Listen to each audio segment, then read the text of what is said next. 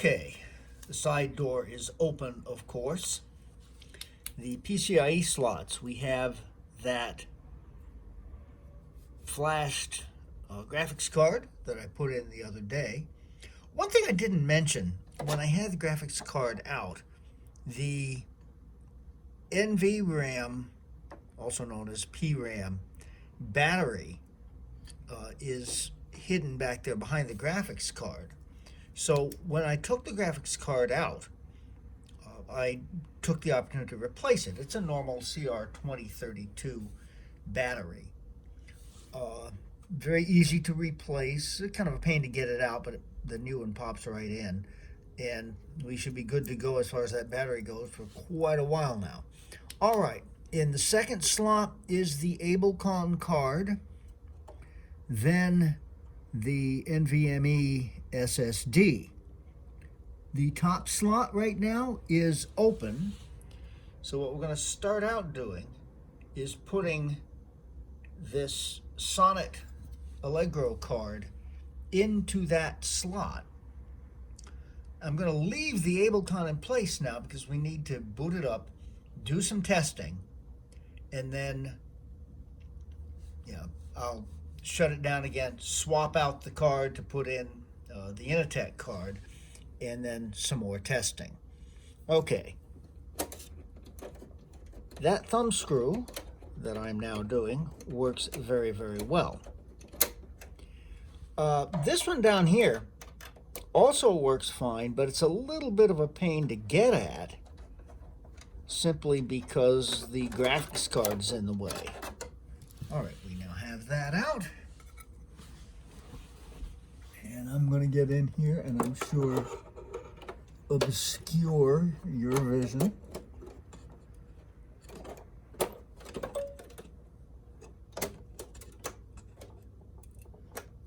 And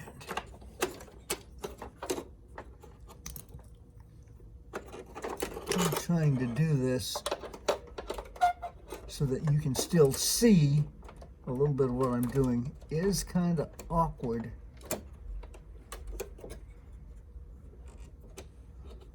Because I can't really see.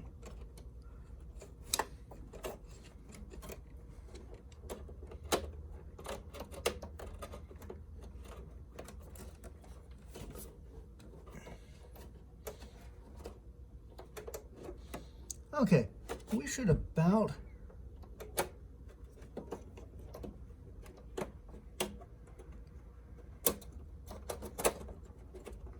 there we go. There we go. Okay, so that's ready to go now. Next steps, we have the Samsung Evo. Should go into Bay 1. This is the crucial 2 terabyte. Into Bay 2.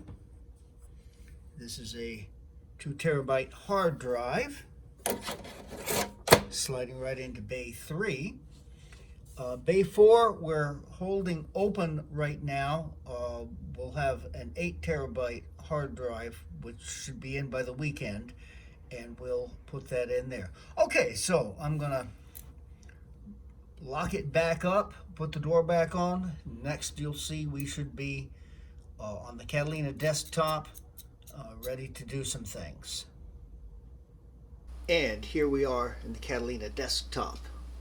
Okay, the first thing that we have to do, when I turn the machine on, I immediately got the warning error from Mac OS saying the disk you've inserted is not readable by this computer, which again is a very good thing. So those 2 new drives are in fact read.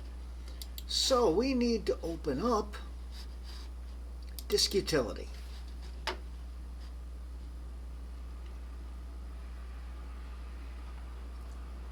And we see, aha.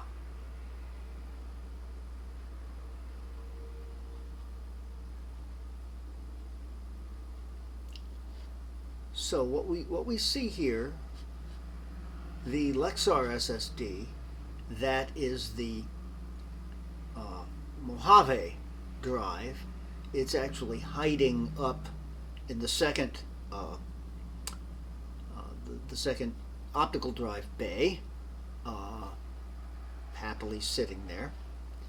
We see the HGST 2 terabyte hard drive that's in bay 3. The external drives, of course, we see the TB SSD, that's the boot drive for Catalina, and yeah, the Samsung T5, which is going to come into play in just a few minutes. So the very first things we've got to do, we see two other entries here. Samsung SSD Evo, we'll deal with that first. Okay, uninitialized. So what we are going to have to do is erase. Now we will, oops. Okay. This setup is not really great. I have to hunch down so much to get to the keyboard. Alright, we don't want it on macOS Extended. We want it on APFS, GUID partition map. All of this should be correct. Click erase.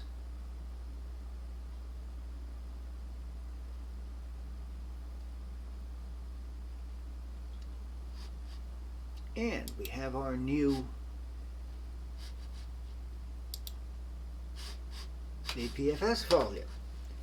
Now, what we have here, the second one, of course, has to be the crucial drive. Similarly, uninitialized. So we'll do exactly the same thing. Erase. Actually, type that right the first time. Again, switch that to APFS. GUID partition map is correct.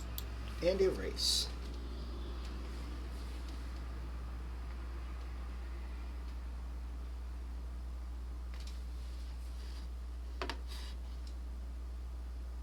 Done. Close out a disk utility. And we see our two new drives mounted on the desktop. Just to be certain, going to About This Mac and onto the Storage tab. TB SSD, Crucial SSD, HG SSD. There's the Samsung. The Lexar, of course, is still there. And then the Samsung T5. All right. Now we shall open that up. Wonderful drives, by the way. Highly recommended. So, I have already mounted this. I have pre-positioned this YouTube video clip, which is close to 20 gigabytes. It's actually a folder of, obviously, video clips that is 19.8, I think. I have got the Samsung currently attached via the Ablecon card USB-C port, and we shall see. Okay, I've started this. It's copying over.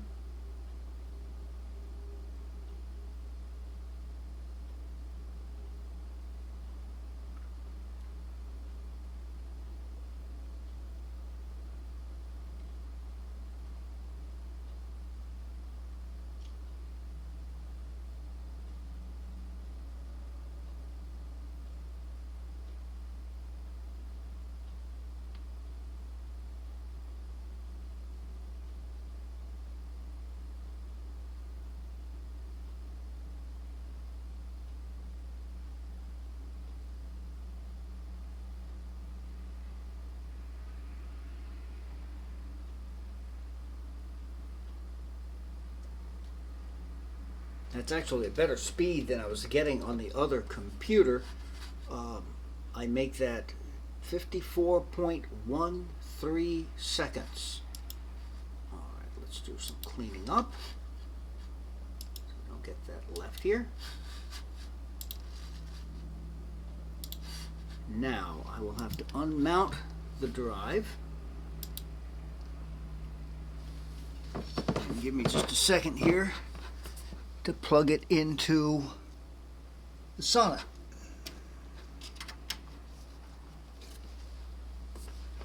There it's mounted up again. There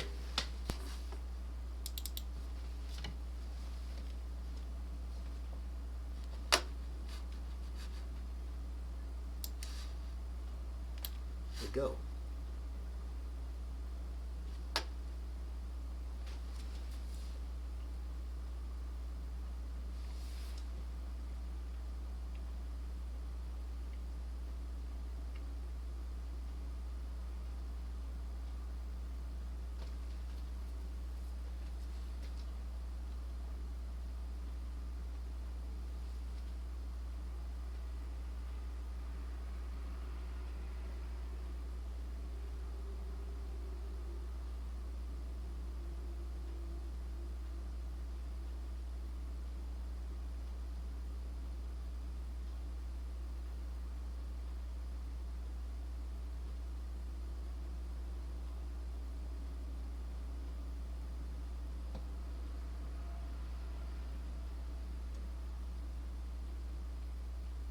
About the same.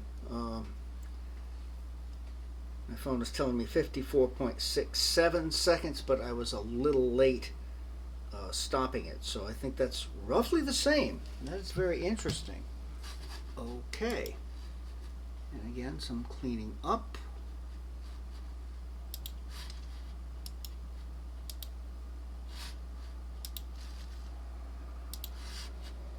Now I'm going to unmount the drive. All right.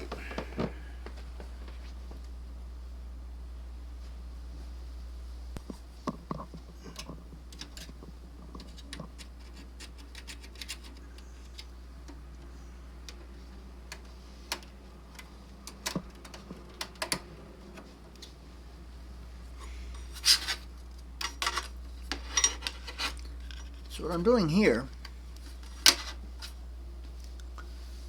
I have now plugged it into the USB-A port, and we're going to try that once again.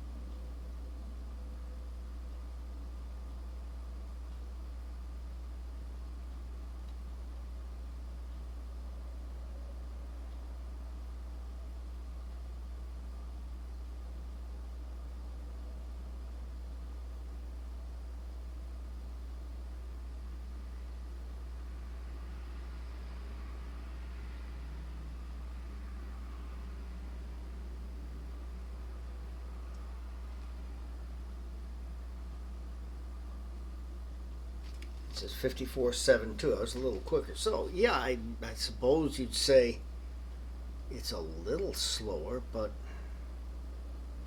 hardly noticeable. So all three ports have honestly delivered the same capabilities here. Most strange. Not really. I mean, I was hoping that we'd get some exhilarating speeds out of the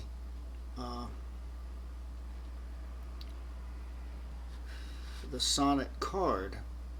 Well, all right, what we're going to have to do now, I will need to shut down the computer, take out the Ablecon card, and put in the Inatech card so that we can test that.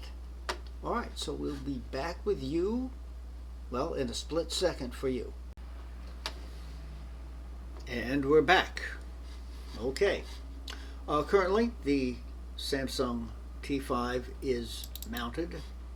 This is plugged in through the Inatech card, and we're going to run our speed test using that.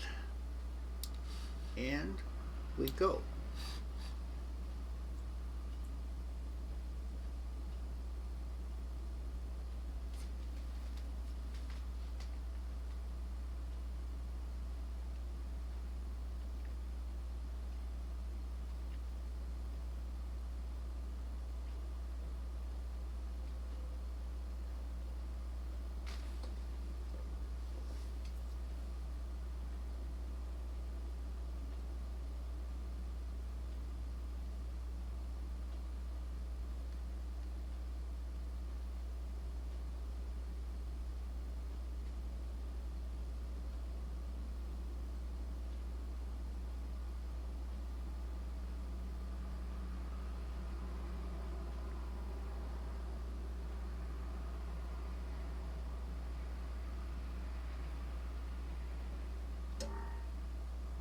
Okay, I make that 57 seconds, and that's nearly 20 gigabytes.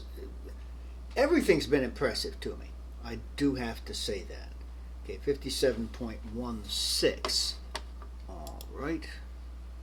So let's clean up after this.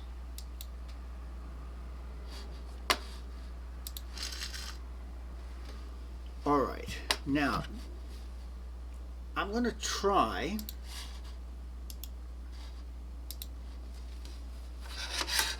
one last time using this on the Sonnet drive.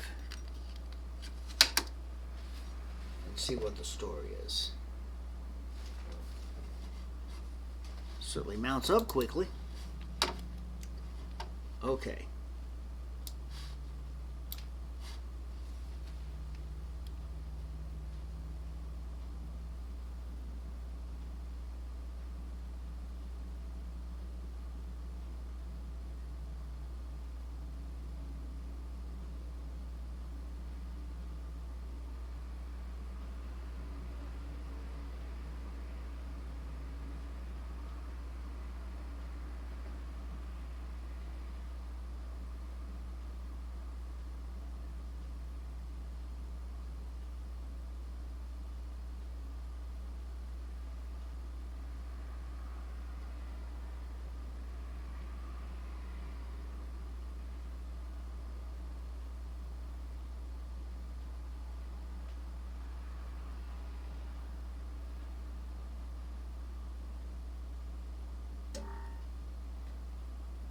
$54.46. Okay, so there is about maybe 3 seconds of a speed difference between the Sonnet Allegro USB-C and the Inatech USB 3.0. Now, unless you're frequently moving around really huge files, and this was nearly 20 gigabytes, I would say that substantially there's no real difference. So I suppose one of these cards would be handy to have. That's either the Ablecon or the Sonnet, which seem to me to be pretty much equivalent. It would be handy to have one of them around, just if you happen to have any devices that will only connect via USB-C.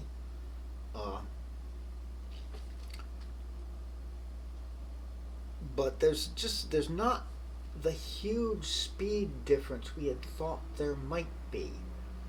Now, I will resist the temptation to entertain you by trying to copy this on USB 2. I've had that experience. It's kind of hysterical. Alright, so thank you for your attention, and I hope that you have found this of some interest. Well, by way of summation and some thoughts on this, in the test that I ran, the Sonnet card was 54.46 seconds, Ablecon on USB-C was 54.13. I may have been quick on the trigger stopping the timer. On the USB-A port, the Ablecon card delivered 54.72. The Inatech card delivered 57.16. I'm still pretty much on the fence with this. The Ablecon, the only difference really between the Sonnet and the Ablecon, they both delivered virtually the same speeds. The Sonnet has 2 USB-C ports. If that does you any good, the Ablecon has 1 C and 1A. One thing I didn't test, I will eventually, is how the hub behaves on the Sonnet card. That's going to have to wait for a while. But the Inatech card has some advantages. First of all, price. It is a little over half the price of the Sonnet card. It delivers pretty much comparable speeds and has 4 ports. Also, I can guarantee that it works perfectly well with a powered hub. Now, the Ablecon card is the least expensive of the bunch. It's only about $25, less than half the price of the Sonnet card. I know when I tried plugging the powered hub into that, the speeds dropped considerably. That was kind of disappointing. So that's something to keep in mind. But again, for the price, and if you for some reason really need to have a USB-C port and are not that concerned that the speeds it's delivering are not that much higher, that would be a good option. I will be interested in testing, and I will eventually, how the Sonnet card works with the hub plugged in. But as I said, that's going to be for another time. So if I had to go with only one of these, I believe it would be the Inatech USB 3.0. The speeds are so slightly slower that, in my estimation, it doesn't really matter. I suppose if you're moving like 250 gigabyte files or folders around frequently, there would be a difference there. Now, I didn't record this because I knew about what was going to happen, but once I shut down the recording, I did in fact try plugging the Samsung in via one of the built-in USB 2 ports and transferring that same folder. I've left the result on my phone. Check that out. 10 minutes, 12.22 seconds. So in this test at least, USB 3.0, and for that matter 3.1, it's on these cards at any rate fundamentally the same, is indeed literally 10 times as fast as USB 2. Since all of the cards that were tested today were under a minute. Makes one wonder how we survived. I admit to having this little bit of temptation of going ahead and plugging in my PowerMac G4 again just to see what would happen if I tried to transfer that kind of file using USB 1.1. It would be amusing, I think, but yeah, not particularly valuable. So yeah, if there's going to be one card, I'd probably say the Inatech as a budget expense. The fact that there are 4 ports on it, and you can definitely plug a powered hub in it and get equivalent performance. So that's going to wrap this up. The next thing, up is going to depend on further deliveries coming in, and we'll see. Hopefully, within a couple of days, by the end of the week or so, we'll have another one up, and we're going to start to tie this project up. Thank you so much for your attention. I hope you've enjoyed it, and I hope this has been of some value to you. Thank you.